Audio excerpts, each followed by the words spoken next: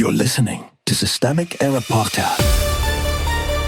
The failure was designed. I Can't Die Now explosive report reveals Graham left off advice to seek medical care, based on an article by Alexander Willis. The agenda outlived the senator.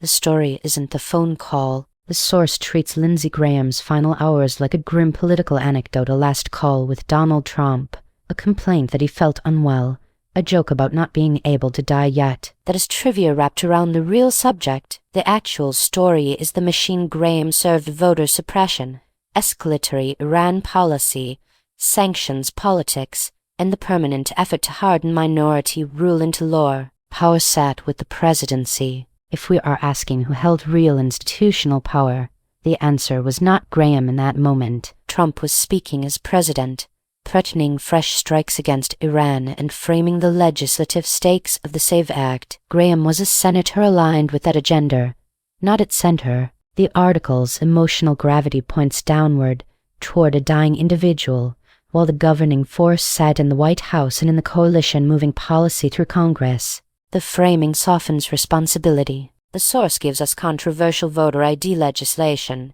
but controversy is not the point. The SAVE Act is a voter restriction bill, and the political purpose is obvious and narrow the electorate, then call it election integrity. Likewise, the references to Iran, Russia sanctions, and Israeli-Saudi normalization are not random foreign policy hobbies. They describe an elite bloc that treats coercion as strategy and escalation as competence. None of that is confusion. It is design. Graham was a Republican instrument. Graham is presented as a colorful actor with a final quip, but that flattening is dishonest. He was part of the Senate machinery that translated Trump's authoritarian instincts into institutional respectability. He helped normalize the idea that democracy can be secured by shrinking participation, and that foreign policy can be conducted through threats, pressure, and permanent crisis management. The joke is not that he couldn't die now. The joke is that a system this ugly insists on being described as ordinary governance.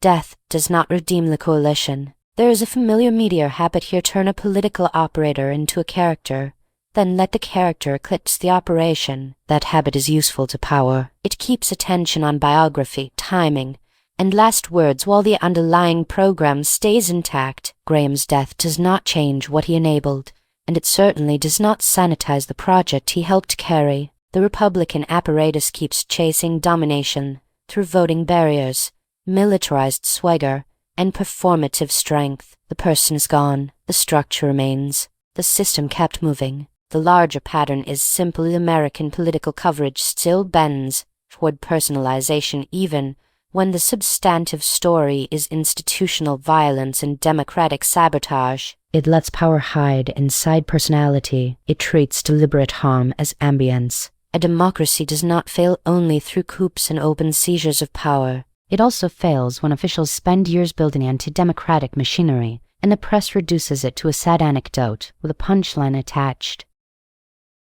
You've been listening to Systemic Error. Thanks to Raw Story for today's article. With the automated voice of Kristen, thanks for listening.